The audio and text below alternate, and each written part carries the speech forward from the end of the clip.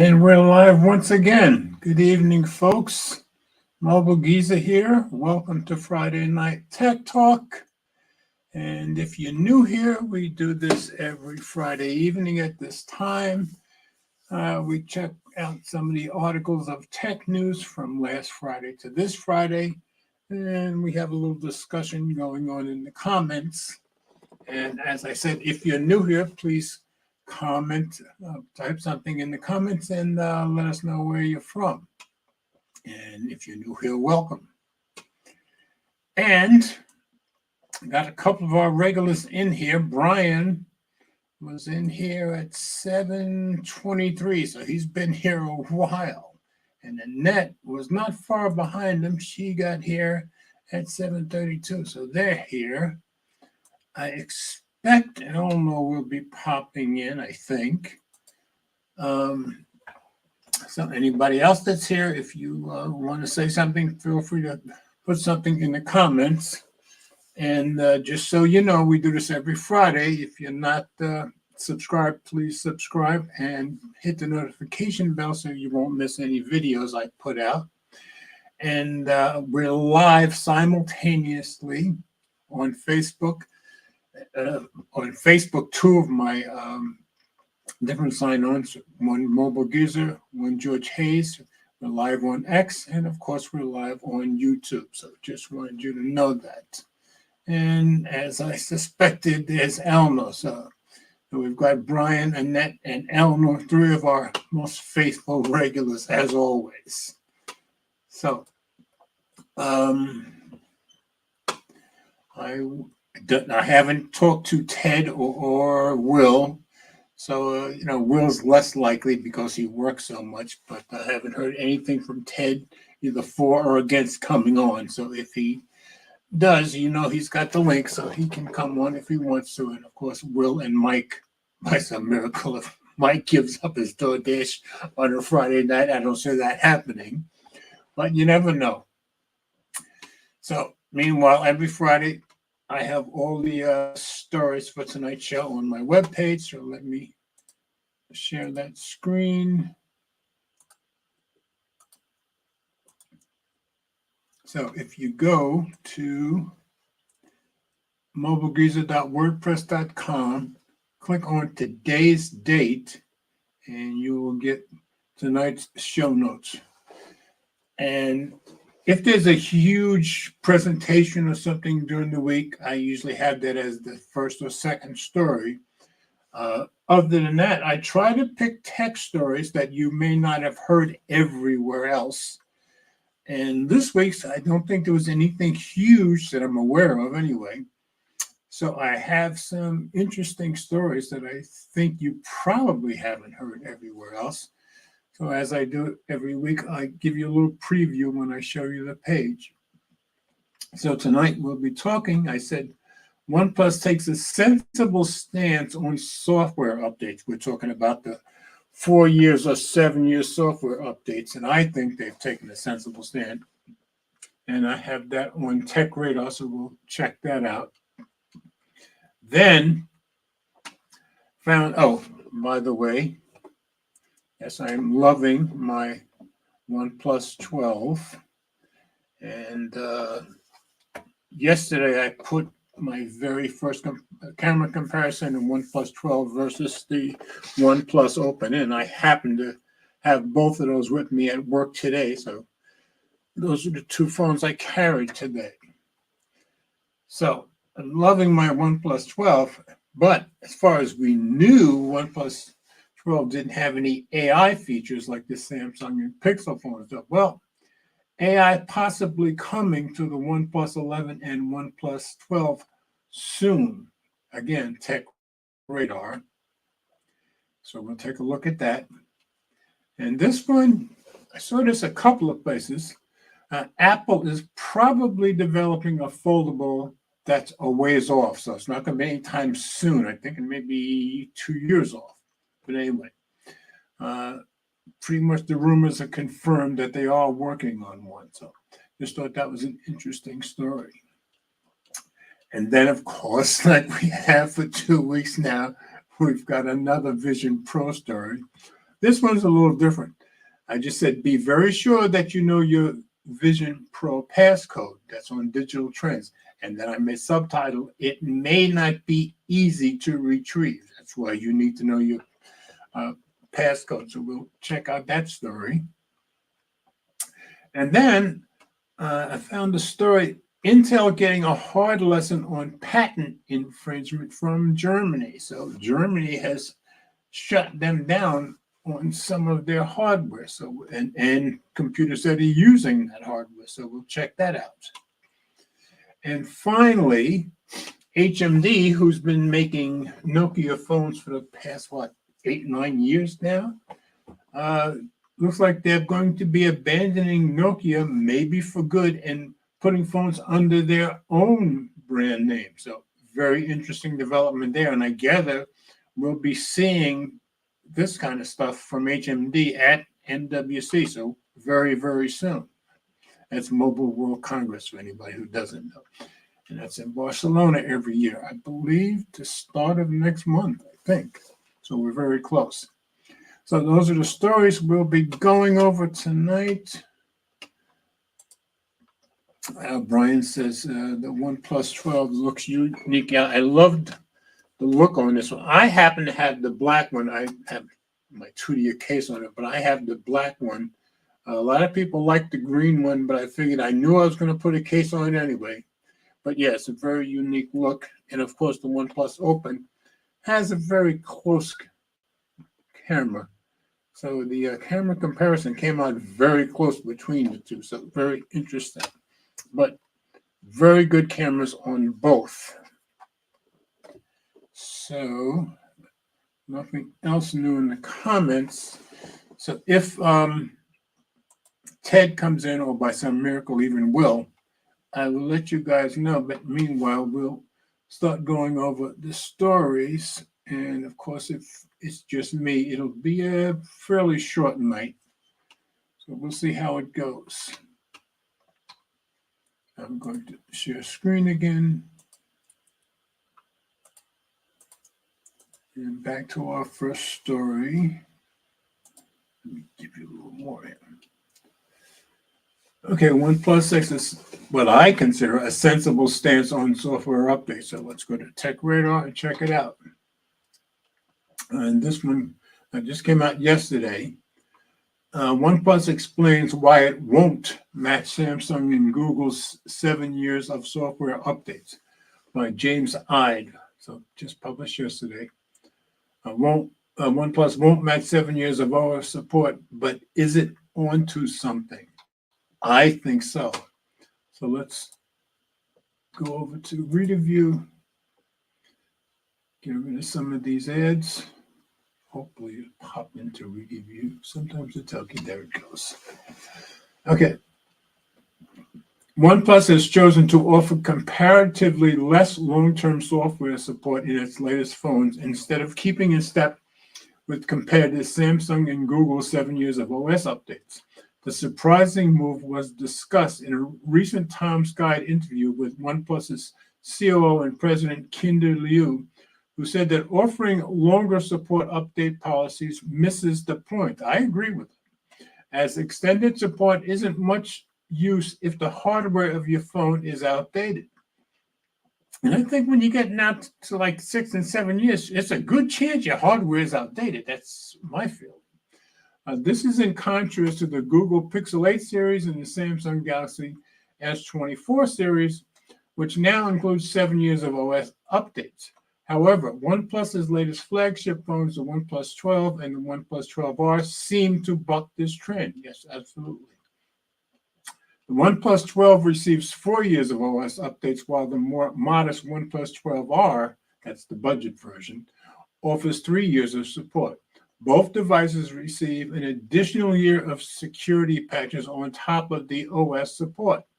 The OnePlus 12 and the OnePlus 12R were released with Oxygen OS 14, while the Samsung Galaxy S24 series shipped with One UI 6.1, which are both based on Android 14, while the Pixel series was released with Android 14 and the Pixel launcher added on top. So they're all on Android 14. You also mentioned that through stress testing with TUV SUD, I don't know what that is, to simulate, so it's a simulation. The years of use a phone can endure. 4 years was the sweet spot for the OnePlus 12 and the OnePlus 12R phones to retain their smart and smooth performance. That makes perfect sense to me, which OnePlus has long touted as a signature of its smartphones. So I think they took a very good scientific stance here. OnePlus also highlights its battery health engine should increase the overall lifespan of your phone's battery to help it maintain a charge even at 1,600 charge cycles, which is roughly 4 years. As Liu points out, when our competitors say their software policy will last 7 years, remember that their phone's battery may not.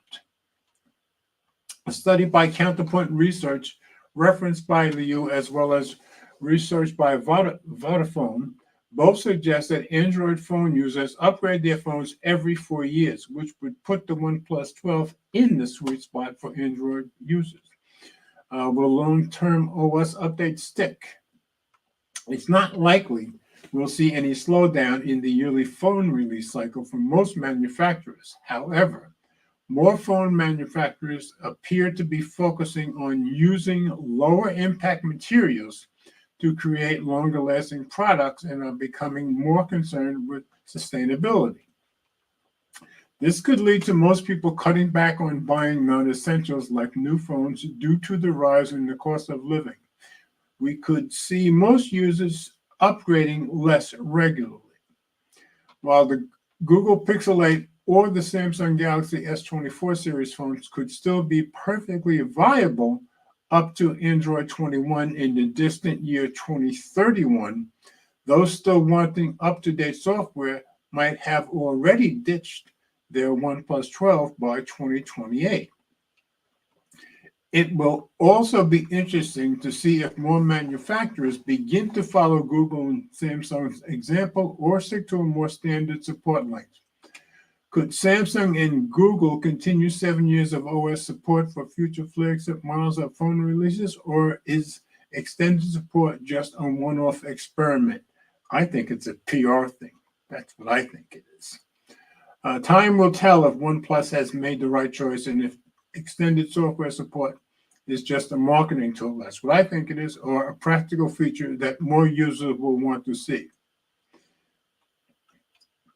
So I just thought it was an interesting story. I think their stance is probably the right stance logically. So I just thought that was a pretty good story to start with. So let's see if anything new in the comments. Okay, just Brian being the gentleman that he always is. So that's good. Okay. No Ted, no Will yet, so we'll continue on. So back to the stories. Not Back to the Future, just back to the stories. Don't mind me and my sixth sense of humor. You guys should be pretty used to that by now. Okay. AI possibly coming to the OnePlus 11 and OnePlus 12 soon, which, as somebody who just got a OnePlus 12, I think this is great. So again, Tech Radar. Your OnePlus 11 or 12 could get several powerful AI features in a future update by Caesar Cardenas, published 4 days ago. OnePlus may roll out their take of Google's Magic Eraser. Exactly. Well, that's the big one anyway from the story. So let's go into review, drop some of these ads. Let's see, we got a new comment over here. Okay, Brian says, I think the updates will be limited in new features. And it depends on what the OS offers versus features in the app. That's very, very true. Okay. With Google and Samsung introducing generative AI on their flagship smartphones, it seemed that OnePlus was going to be a maverick among the top brands by not adopting the tech. Well, as it turns out, the company is hopping on the bandwagon too, as the OnePlus 11 and OnePlus 12 have received generative AI features in China. So that's why we're suspecting those of us in other countries will probably be getting it soon. This information comes from a Reddit user who shared a screenshot of a recent ColorOS update for the OnePlus 11. Don't be confused by that name. ColorOS is simply the Chinese version of OxygenOS with a few differences, namely Google apps on the latter. So yeah, in China, you can't have the Google apps. Not long after the English patch notes were posted, users discovered the same update is also making its way to the OnePlus 12 on the company's Chinese community website. So both OnePlus 11 and the OnePlus 12 got the AI update, and now we're going to go over those features. The features themselves aren't anything groundbreaking. In fact, the Pixel 8 has similar capabilities. Well, I still say they're groundbreaking, just Pixel 8 and S24 got them first. You have AI Summarizer giving the OnePlus devices a way to create call summaries. According to Michelle Rahman on X, it'll have information detailing time spent on the call, places, and action items, among other things. An article summary tool is included as well. This, as you can probably guess, generates bite-sized outlines for news stories you read online. I didn't even know about that feature. I think that's pretty cool. Moving down the list, there is AIGC remover for removing objects or people from photographs. It's basically the Pixel 8's magic eraser. Finally, we have Brino Touch. Brino, for those who don't know, is a digital assistant seen on many phones made by OnePlus's parent company, Oppo. The touch feature allows the AI to recognize on-screen content and provide quick access to relevant services. It's unknown what these services are, but if we had to take a wild guess, they'd most likely relate to Baidu, China's biggest search engine, which is, I guess, like Google here. The tool could work similarly to Google Lens's visual search function. As for the rest of the patch, it does introduce other non-AI features too. They include giving users access to the fingerprint reader without unlocking the screen and a new device motion and orientation permission. Android Authority explains the latter prevents apps from utilizing devices' sensors used primarily for hand gestures and detecting the position of the display. So that I knew nothing about either. So waiting for a wider release. So far, there's been no word from OnePlus's global side on whether or not the update will expand to OxygenOS in other countries. Well, we hope so.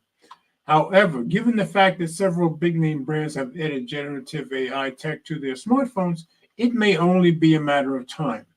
As Android Authority points out, it's possible OnePlus wanted to include the upgrade on their flagship device, but perhaps it just wasn't ready yet. Maybe the dev team couldn't meet the OnePlus 12's Chinese launch back in December. We don't know. We reached out to OnePlus asking if they plan on rolling out the patch internationally. The story will be updated at a later time. So hopefully we'll see those AI features fairly soon. So again, just an interesting story that you're not going to see everywhere. So get back to the comments. Okay, nothing new in the comments. So we'll go down to our next story. And this is one that's been talked about a lot, but it seems like it's pretty much verified that Apple is working on this. So I said, Apple is probably developing a foldable that's a ways off. This was on Tom's Guide. So Apple is reportedly working on a very different kind of foldable iPhone. Yeah, I don't say that different, but that's just me. John Velasco, and this was 2 days ago. But But it could be a while. I guess they meant, but it could be a while before we get an iPhone flip. So let's go into review. The foldable phones market saw a much-needed resurgence last year, driven partly by increased competition. As a result, we're starting to see a few more affordably priced models. That's true. But with Samsung, Google, Motorola, and OnePlus all offering foldables, one prominent phone manufacturer has yet to come out with a foldable phone of its own, Apple. For a good while now, rumors have suggested Apple is working on a foldable iPhone concept, but a new report indicates that it might be longer before we get one. That report in the information indicates that Apple's reportedly working on not one, but two foldable devices, citing a source who has direct knowledge of this situation. According to the information source, the foldables are in early development and aren't on the company's mass production plans for 2024 or 2025. So we're talking 2026. That's why I said a ways off. And the information is really wrong about these things. One manufacturer in Asia was reportedly approached for components related to these foldable Apple devices. However, the products could end up being canceled if they don't meet the quality assurance standards of Apple. And we know generally those quality assurance standards are pretty high when it comes to Apple. Apple's legacy is built on taking existing products already on the market and making them better. That's very true. The Mac, iPod, iPhone, and now Apple Vision Pro are all proof of this. Rival phone makers like Samsung and Motorola have been releasing foldable phones for years now, but Apple has chosen to keep out of the foldable space. Designing a foldable iPhone has its own complications, but if the recent release of the Apple Vision Pro is any indication, it could be that Apple is simply waiting to perfect its foldables before mass production. That would be very, very Apple. Here's what we know so far about Apple's plans on the foldable iPhone. A foldable iPhone with its displays on the outside. And wasn't it Huawei who originally came up with that? And that turned out to be a problem, I believe. What was that, 4 or 5 years ago, though? What's most interesting about the information's report is the idea that Apple could be working on a very different kind of foldable iPhone. So that's why they're saying different kind. Indeed, it appears as though it'll follow a flip phone style design similar to the Motorola Razr Plus, which I used yesterday. I don't have it with me today. And Samsung Galaxy Z Flip 5. Rather than folding the iPhone so that its screen is tucked away, though, the device could fold the other way. That's asking for it, in my opinion, so that its display faces the outside when it's shut. This could be interpreted in two ways. Either we're talking about a phone with the usual flip phone design with an outer screen, think Galaxy Z Flip 5, or an unorthodox approach with the entire screen on the outside of the phone. Yeah, didn't Huawei change that after their first year because of all the issues that you have? Considering it would be stored in your pocket and elsewhere, the latter design would inherently expose the display to more abrasions, that's for sure. The last thing you'd want to find is a scratched up display after taking it out of your bag or backpack. That's why I never put a phone in my pocket with anything else ever. Durability issues with foldable designs. Chiefly at the top of Apple's list is overcoming the technical challenges of designing a foldable iPhone that could withstand usual wear and tear, especially if it's going to be a screen on the outside. We've seen how foldable displays have evolved since the first batch of foldable phones hit the market with devices like the original Samsung Galaxy Fold, but it soon became apparent that foldable screens are more fragile.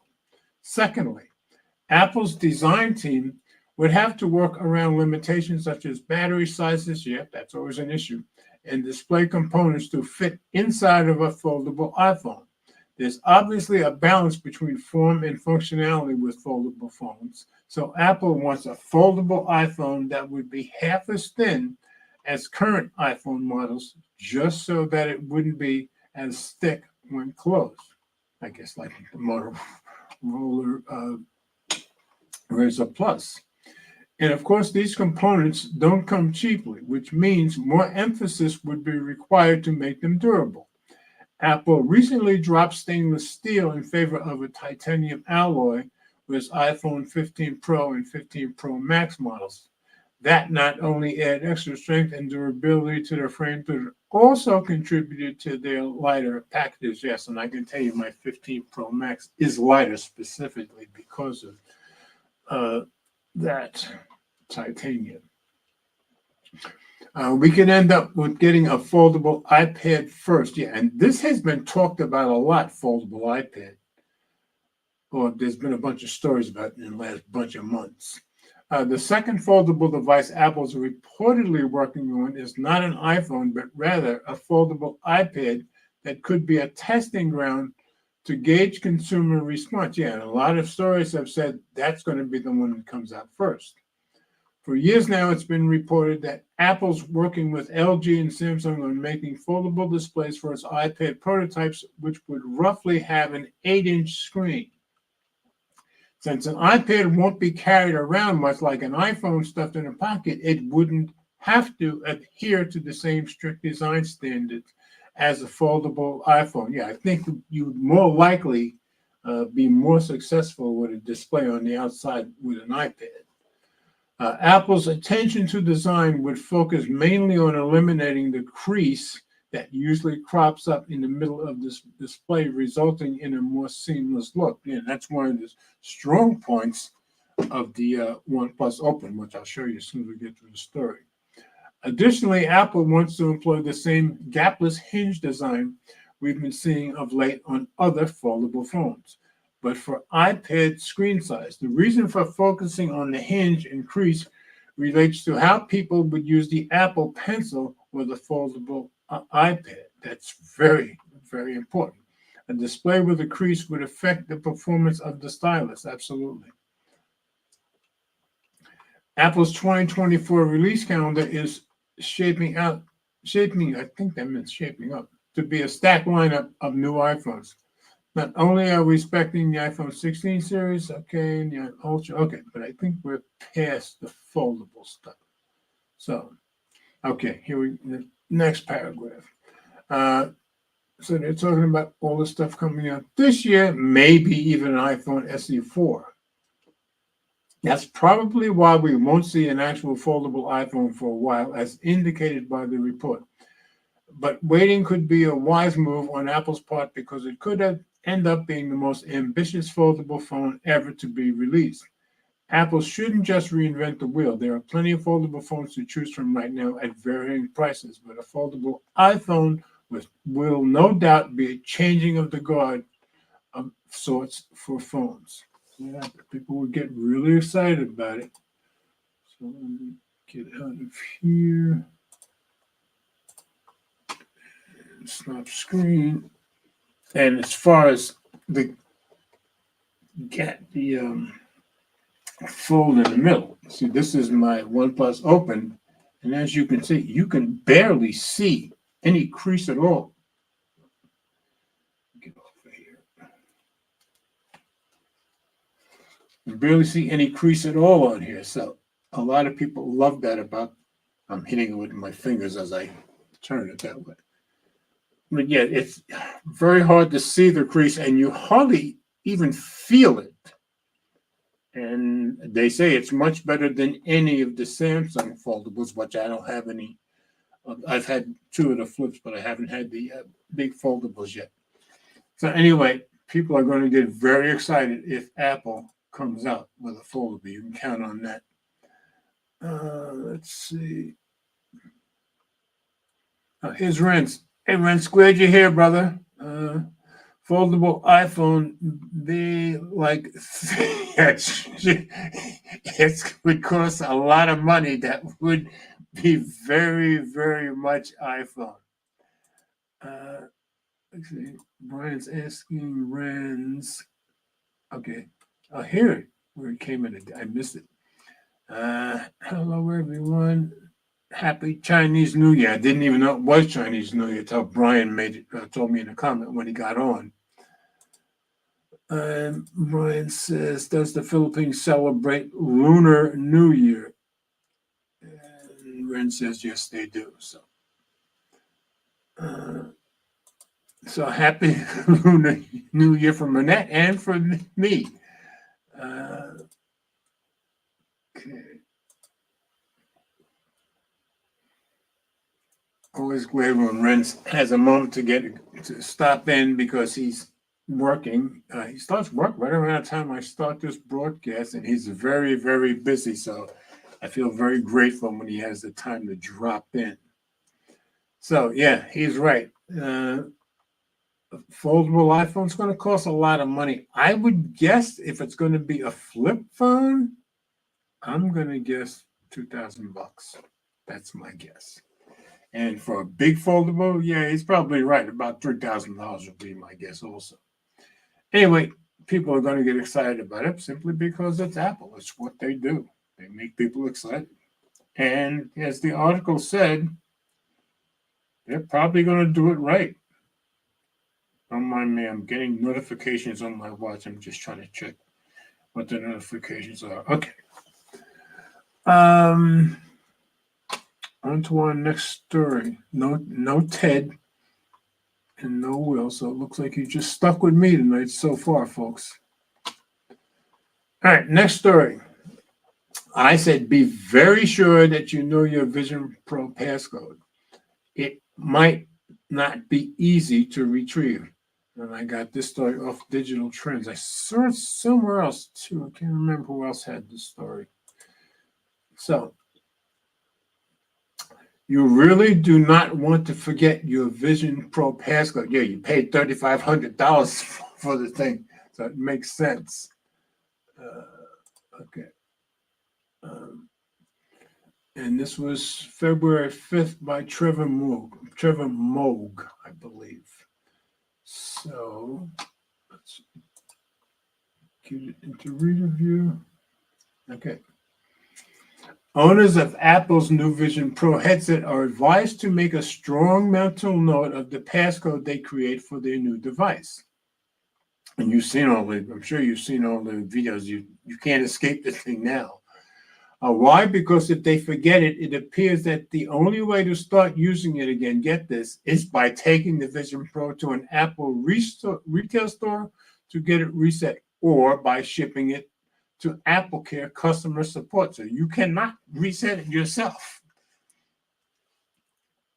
The same palaver may also be necessary if a bug freezes the device and you can't get it to function again. I haven't heard of anybody having that, but I guess you'd have the same issue. The surprising news comes courtesy of Bloomberg reporter Mark Gurman, and he's almost never wrong about this stuff, who said on Monday that it seems you'll have to visit one of the tech giant's retail stores in the unfortunate event that you forget your Vision Pro passcode. Just don't forget your Vision Pro when you go. The company is telling users who forget their code, typically a series of digits, that they'll have to bring the device to a store or mail it to AppleCare customer support. Yeah, I'm sure everybody wants to do that if they want to get it working again. Gurman said, adding, Apple will then erase and reset it. I wonder why I guess they could do an update, change that. The Bloomberg reporter describes the issue as one of a few early customer service snags. Yeah, I said it's a big snag for a $3,500 device, concerning the $34.99 Vision Pro headset, which reached the first customers on Friday. The hope is that Apple will make it easier to perform a device reset, I hope, like in your own home, instead of having to traipse to a store or mail it via a software update, but there's no word yet on when this might be coming. For the most part, the Vision Pro uses optic ID for authentication using the wearer's eyes, but in some cases, for example, following a reboot, the wearer is asked to enter their passcode. So make sure you know it, folks. With an iPhone, if you forget your passcode, you're giving an on-screen option to reset the device. You can then enter your Apple ID and password if you haven't forgotten it to erase the content on your iPhone before restoring it using a backup from either the iCloud or your computer. The Apple Watch also offers a relatively straightforward reset process. That's true, I've done that. But with the Vision Pro, it appears that if you enter your passcode incorrectly too many times, the device will be disabled with only Apple staff able to reset it.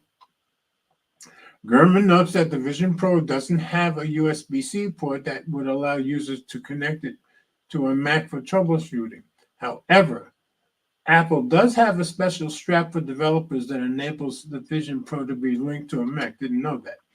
Which could solve the passcode problem, but it costs $300 and isn't really meant for consumers. In that case, a software update can come soon enough. I agree. But of course, in the Apple world, $300 is chump change, isn't it? A number of new Vision Pro owners have also been complaining about the discomfort that can occur after wearing the device for a long period of time, though some people are already suggesting various solutions to ease the strain. Yeah, I've seen a few that have the other strap that comes with it. They say you can wear it longer because it's quite heavy. And again, most of the weight is on the front of your face, close to your eyes. So just very interesting. You better make sure you know your passcode to that device. So let's get out of here and see if there's anything new in the comments. And it said the key would be an iPad foldable. Yeah, I think iPad foldable is what everybody has been saying is going to come out first. So I'm guessing that may still happen, especially if you're going to have the screen on the outside. But anyway, I just thought that was a very interesting story. Nobody wants to forget their passcode after paying $3,500 for the device. Okay. Back to sharing screen. Couple of stories left. This one was interesting. I just said Intel getting a hard lesson on patent infringement from Germany. This story was on Tom's Hardware. Some Intel chips banned in Germany after company loses patent spat. And these are the chip names. Alder Lake, Ice Lake, and Tiger Lake chips impacted. The story's been updated. This is from 2 days ago. Dell and HP devices could be banned too. So if you buy a device that uses those chips in Germany, they're not going to let you sell them in Germany anymore. It's what it sounds like. So let's get this into review. Oh, and it's by Anton Shilov. Forgot to mention that. Okay, they add a statement 2 days ago at the bottom. So, a regional court in Dusseldorf, Germany, ruled Wednesday that Intel infringed a patent of R2 Semiconductor, and this is a U.S.-based company, and subsequently issued an injunction against sales of some of Intel's previous-gen processors in Germany, according to a report by Financial Times. Dell and HP devices could be impacted too. The ruling prohibits the sales of select Intel processors and devices. So if you lose those processors, you're not going to be able to buy them on those two, based on Intel processors in the country. Intel believes its products do not infringe on R2 Semiconductor's patents and has asked a German patent court to invalidate the patent. The European patent in question covered voltage regulating technology. R2 Semiconductor asserts that Intel's Core Series, Ice Lake, Tiger Lake, Alder Lake, and Xeon Scalable Ice Lake server processors, as well as consumer laptops and servers containing those processors, like Dell and HP, infringe on its patents. Intel disclosed last September that R2 Semiconductor asked the court to stop the sale of products, which I guess they've done that now, powered by these CPUs, and recall the products featuring these processors. I don't know if they've done a recall. Doesn't sound like it as yet. The company argued that an injunction would be a disproportionate remedy. I guess Intel would think that. For now, the regional court in Dusseldorf has issued an injunction against sales of Intel's previous generation CPUs, a decision that Intel plans to appeal.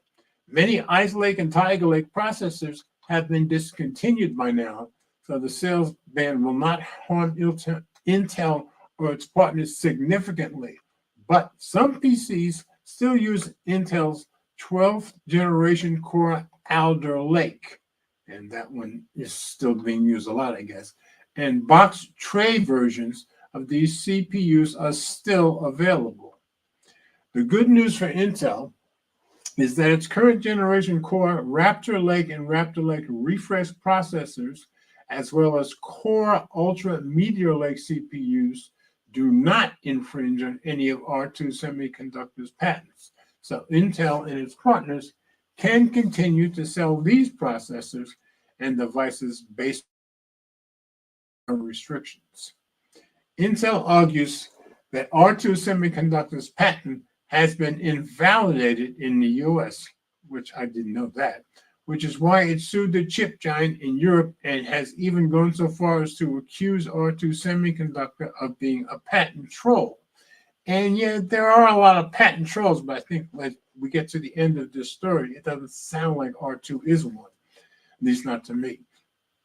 Intel believes companies like R2, which appears to be a shell company whose only business is litigation, I don't think so, should not be allowed to obtain injunctions on CPUs and other critical components at the expense of consumers, workers, national security, and the economy, Intel told Financial Times. Now, keep in mind, they had it invalidated in the US, but Intel has a lot of clout in the US, probably not so much in Germany. Regarding the lawsuit in Germany, Intel is protecting its customers by covering any legal costs or damages they might face. That's good. As of last September, Intel could not make a realistic guess of the possible loss or range of losses that might arise from these lawsuits. Intel is also battling R2 Semiconductor in the UK and is trying to settle its long-running legal dispute with VLSI. So I guess this is the update. E2 Semiconductor sent us the following statement from its CEO, David Fisher, after we originally published the article. We are delighted that the highly respected German court has issued an injunction and unequivocally found that Intel has infringed R2's patents for integrated voltage regulators. R2 has been a semiconductor IP developer similar to ARM and Rambus for more than 15 years. Yeah, this is why I don't think this is, they're in the business of suing people. Intel is intimately familiar with R2's business. In fact, the companies were in the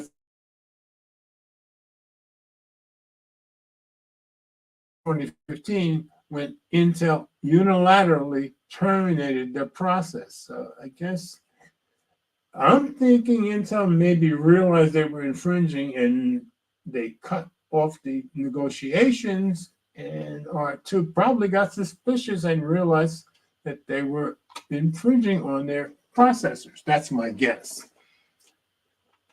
R2 had asked if a technical paper Intel had just published about their approach to their fiber technology, which had begun shipping in their chips, was accurate. The next and final communication was from Intel's patent counsel. That was, so the lawyers right away knew something was wrong. That was when it became clear to me that Intel was using R2's patented technology in their chips without attribution or compensation. That is how these lawsuits emerged, and Intel is the only entity R2 has ever accused of violating its patents. So they haven't sued anybody else. It is unsurprising but disappointing that Intel continues to peddle its false narratives rather than taking responsibility for its repeated and chronic infringement of our patents. Now, keep in mind, Intel has a long history of this type of stuff going all the way back to the 70s, I believe. So this is not unusual. We intend to enforce this injunction and protect our valuable intellectual property. The global patent system is here precisely for the purpose of protecting investors like myself in R2 Semiconductor. So, just a very interesting story. But like I said, Intel has a lot of clout. They have a lot of clout around the world, but especially in America, being an American company. So they were able to shut them down in America, but not in Germany. So just a very interesting story, I thought, involving one of the heavy hitters against the little guy. It's a David and Goliath story, basically. So Ted popped in. Well, you should have come in, but I'm getting down to my last story now. So, okay, one more story left. This one was very interesting. I was very impressed with Nokia's. You know, of course, they were more or less budget phones about 5 years ago. And I got a couple of them, and I liked them a lot. So HMD to make their own phones, likely abandoning Nokia. And this was on Android Central. So let's go there and check it out. And this was from February 2nd, so last week. Nokia is dead again. I didn't know they were dead the first time. As HMD Global starts down its own path by Nicholas Diaz. The strongest phones you ever did see. So let's go into read a few. Drop these ads. I'll drop some ads. What you need to know.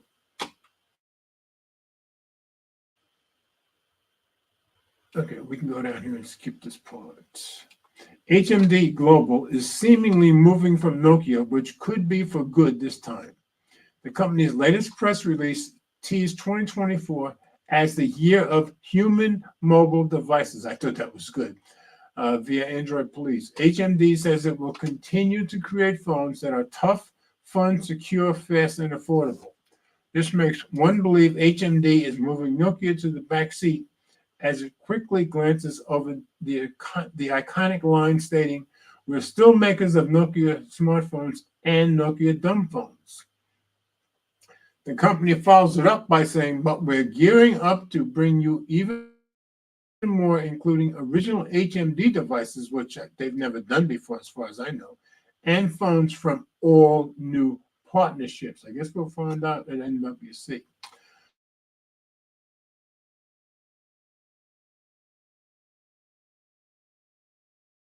While we've been known as the makers of Nokia phones, our vision extends beyond this legacy. Yeah, they kind of brought Nokia phones back. He added, "We're transitioning from being a licensee to becoming a multi-brand company with our own distinct HMD brand product line, complemented by several licensing partnerships," and that's key, which tells you it looks like somebody else is going to be making these phones for them, I would think, "and significant brand collaborations we're itching to unveil at NWC later this month." So it's before this month runs out. So truly, it appears that HMD Global is done with crafting more products for its Nokia line. However, the company's post states users can continue to lean on them for technical support. That's good. Right through their warranty periods. That's very good. HMD Global is also keeping its existing line of Nokia phones, tablets, and accessories available for purchase on its website. So they're giving complete support. That's very, very good. And this is what the new phones might look like. It's not the first time and I think they made a mistake. I think it's not the first time we're aware, I would think is what they're trying to say, of HMD's departure from Nokia's brand, as a report from September suggested a new portfolio of devices is on the horizon. The primary difference in this report is that HMD was previously assumed to create its own devices and Nokia simultaneously. That no longer seems to be the case. Well, with what's reported now. Moreover, HMD will still own Nokia's license until 2026. I'm just glad they're still supporting everything. As the company looks forward to 2024, a leak from January showed its first phone is ditching Nokia branding right on cue. And it's this picture we looked up like here with their own branding. Okay. Supposed renderings of HMD's new phone showed a matte black design, a flat display, and a rectangular dual camera array. Its specifications are still a mystery, but it's speculated that the device could fall within the realm of a budget or mid-range device. I probably have to take a look at one of them because I know I like the Nokia phones. So anyway, we may not be seeing any new Nokia phones from now on, folks. So there are a few of us who kind of became fans of Nokia, since, at least to some degree, since HMD took them over. And so as long as HMD makes just as good of phones with their own branding, I'm fine with that. So let me stop screen. Ted says Nokia died when Microsoft dropped. Yeah, but I bought a few other people were still buying. Now keep in mind, they were budget phones for the most part. So I kind of like them. But Renz agrees with you. So true, Ted. Bad move when Nokia and Microsoft merged before. Yeah. So that's all my stories for tonight, folks. Didn't get Ted in here. I think now he owes us one. I'm trying to put some pressure on Ted for next week. Anyway, Ted, I'm glad you stopped. You did drop in, though. And I'm glad that everybody came in. And as I said, it would be an early night, but always glad to have you folks drop in, especially my regulars, Brian, Eleanor, Annette, Renz. You guys are awesome, as always. And I hope everybody has a very blessed and wonderful weekend. And let's always remember we all do better when we love each other. And I will see you next week.